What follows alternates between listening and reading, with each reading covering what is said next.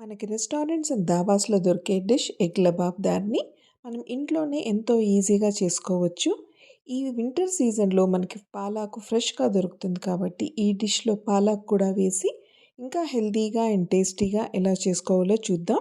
Welcome to vibrant వంటిల్లు. నేను ప్రశాంతి. దీనికోసం ఒక పాలాకు కట్ట తీసుకున్నాను. పాలాకు నీళ్ళల్లో కాస్త ఉప్పు వేసి 3-4 సార్లు బాగా వాష్ చేయాలి. మనకి పాలాకు 2 వెరైటీస్లో దొరుకుతుంది. చిన్న ఆకులు ఉంటే వాటిని కాడలతో సహా తీసుకోవాలి. పెద్ద ఆకులు అయితే వాటిని కాడల నుండి రిమూవ్ చేయాలి. బాగా వాష్ చేసుకున్నాక ఒక ప్యాన్లో నీళ్లు పోసుకొని అవి హీట్ అయ్యాక పాలాకు వేసి 2-3 నిమిషాలు బాయిల్ అయ్యాక వెంటనే తీసి కోల్డ్ వాటర్లో వేసుకోవాలి. అదే ప్యాన్లో 2 టేబుల్ స్పూన్స్ ఆయిల్ వేసుకోవాలి. ఆయిల్ హీట్ అయ్యాక 1/2 టేబుల్ స్పూన్ జీలకర్ర, కట్ చేసుకున్న 2 మీడియం సైజ్ ఆనియన్స్ కూడా వేసి వేయించుకోవాలి. ఒక పచ్చిమిర్చి, 5-6 జీడిపప్పులు కూడా వేసి ఆనియన్ సాఫ్ట్ అయ్యి లైట్ పింక్ కలర్లోకి వచ్చే వరకు వేయిస్తే సరిపోతుంది. చల్లారాక వాటిని మిక్సీ జార్లో కొద్దిగా వాటర్ వేసి మెత్తగా గ్రైండ్ చేసుకొని పక్కన పెట్టుకోవాలి. అదే జార్లో పాలాకు కూడా వేసి మెత్తగా గ్రైండ్ చేసుకోవాలి. పాలాకు గ్రైండ్ చేసేటప్పుడు నీళ్లు వేసుకోవాల్సిన అవసరం ఉండదు.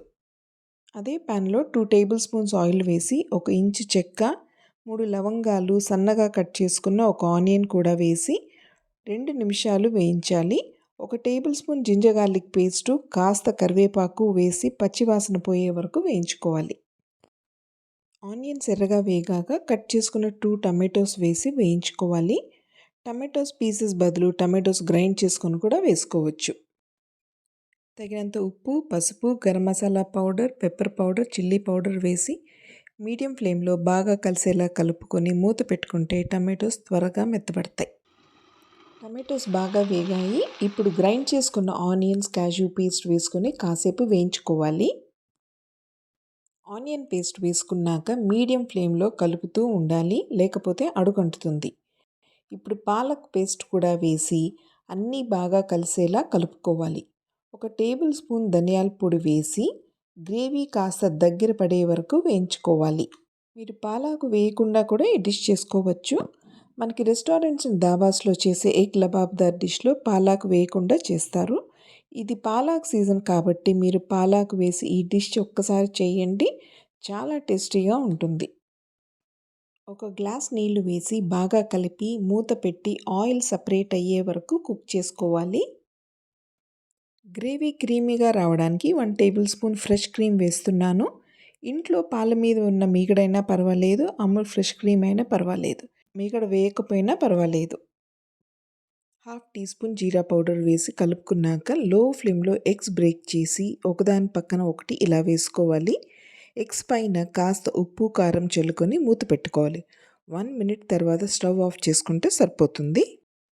ఒక చిన్న ప్యాన్లో కాస్త ఆయిల్ అండ్ బటర్ వేసుకొని సన్నగా కట్ చేసుకున్న గార్లిక్ వేసి ఎర్రగా వేగాక కలర్ కోసం 1/2 teaspoon Kashmiri red chilli powder వేసి కలిపి గ్రేవీ మీద వేసుకోవాలి. గ్రేవీని హాట్ ప్యాన్లో కాసేపు అలానే ఉండనిస్తే ఎగ్స్ పర్ఫెక్ట్గా కుక్ అవుతాయి. ఈ గార్లిక్ ఆయిల్ లాస్ట్లో ఇలా వేసుకోవడం వల్ల గ్రేవీకి మంచి కలర్, టేస్ట్ అండ్ ఫ్లేవర్ వస్తుంది. ఎగ్ యోక్ పర్ఫెక్ట్గా కుక్ అయింది. మీకు ఎగ్ ఇంకా గట్టిగా కావాలంటే ఇంకాసేపు కుక్ చేసుకోండి. రెస్టారెంట్స్లో దొరికే ఎగ్ లబాబ్దార్ కంటే ఇది ఇంకా టేస్టీగా ఉంటుంది. ఇది వైట్ రైస్, నాన్, రోటీ, పరాటా అన్నిట్లోకి చాలా బాగుంటుంది. మీరు ఒకసారి ట్రై చేసి ఎలా వచ్చిందో కామెంట్ చేయండి. మీకు ఈ వీడియో నచ్చితే please don't forget to like, share and subscribe, and thanks for watching.